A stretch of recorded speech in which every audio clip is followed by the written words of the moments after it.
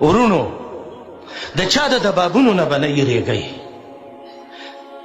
فتنې به راځي فتنو کې به ګوتې نه ووئ د دفاع علاج به کوئ او دا خبره چې که زه د دین خبره وکړم څوک به مې مړ کي څوک به مې جیل ته واچوي کیدای شي څوک به مې ووایي نو چې دا څوک دي زما وروره قلارې د خپلې ابۍ خواته کښېنه او ذکرونه کوه دې دعوت ته به یې مه راوځه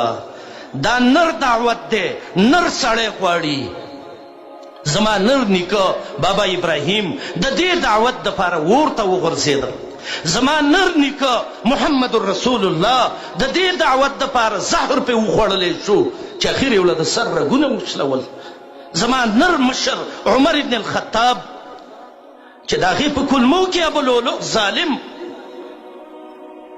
د زهرو نیزې ووالې دا زموږ د دې سلفو دا تاریخ دی که دا موږ ویو چې نن پلانې شیخ شهید کو پلانې شهید کو پلانې شهید کو الحمدلله دین نه دی ختم شوی دا پخوانی ریکارډ دی را روان دی سعید ابن جبیر علما وایي په دې دین باندې د ده نه سر پرې کړی شو د سعید ابن جبیر نه سر وارته و سفیان ثوري باره کې راځي الله اکبر وایي دا یې په وړو وړو حربو ووو او کلمې یې ترې راویستلې دې ظالمانو اهل بدعو امام شافعي رحمت الله علیه باره کې راځي ضربه بالحروات په لختو ووو او په ډانګو کې امام شافعي رحمت الله علیه مړ کړ امام طبري کمره کې بند ومات محصورا او د ولږې او د تندې نه کمره کې غریب شهید شي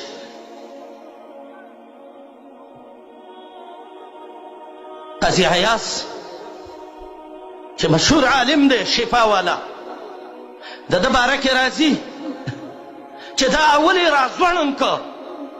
او به د هغې نه بعد په تورو باندې ټوټې ټوټې کو دا یې مړ که خو دعوت یې نه دی پرېښی نعیم ابن حماد چې مشهور عالم دی د باره کې راځي خپه کې وله پړي واچل او ریخ که او ریخ که او بیا یو جورې کندې ته واچو او د پاسې په ګټو باندې ویشت زمونږ امام ابو حنیفه رحمت الله علیه د جیل نه د امام ابو حنیفه جنازې ویسته زمونږ شیخ الاسلام امام ابن تیمیه رحمت الله تعالی علیه مسجون الامه چې د جیل نه د هغه جنازه ووته احمد ابن نصر خزاعي چې د هغه د جنازه ووته نوح ابن ابي مریم یې د وخ نه راوغورځو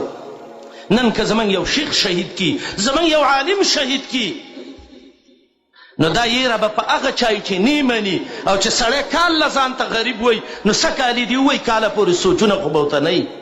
الحمدلله من ویو د سلفیت دعوت د سلفیت عقیده د کتاب او سنت خدمت دا به من کوو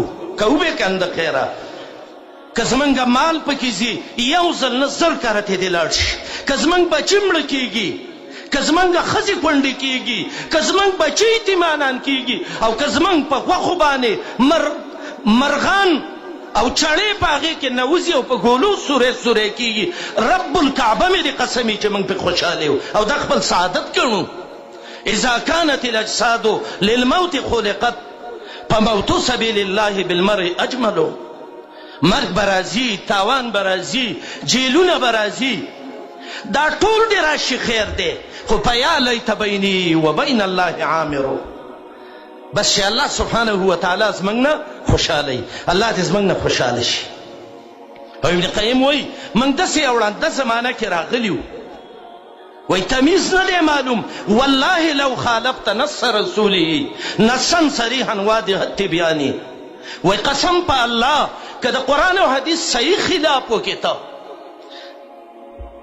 او وتبعت قول شيوخهم او غيرهم وجه رفلاني شيخ او بزرگ دسي ویلي دي نو كنت المحقق صاحب العرفاني خلق ويا رخم محقق عالم دي دسي د علم سټي دي الله نور ام پیدا کی حتى اذا خالفت آراء الرجال وجه د خلق د ریاګانو خلاف وکي د څه د وجنه لسنه المبعوث بالقران د وجه د سنت د محمد رسول الله نه نو تا باندې به فتوی لګوي نادو علیک ببدعة و ضلالة یا بدعتي دی او یا ګمراه دی که کافر دی که نه؟ قالو و پی تکفیره قولانې. او بیا وروسته وایي بل ینظرون الیک شزرا مثل ما نظرت یوسف الی عسل جوبانی. د سترګې په ګوټونو به ته داسې ګوري لکه بیزو کې هغه سرکشه پیسه هغه چې د چوپان امسا ته ګوري.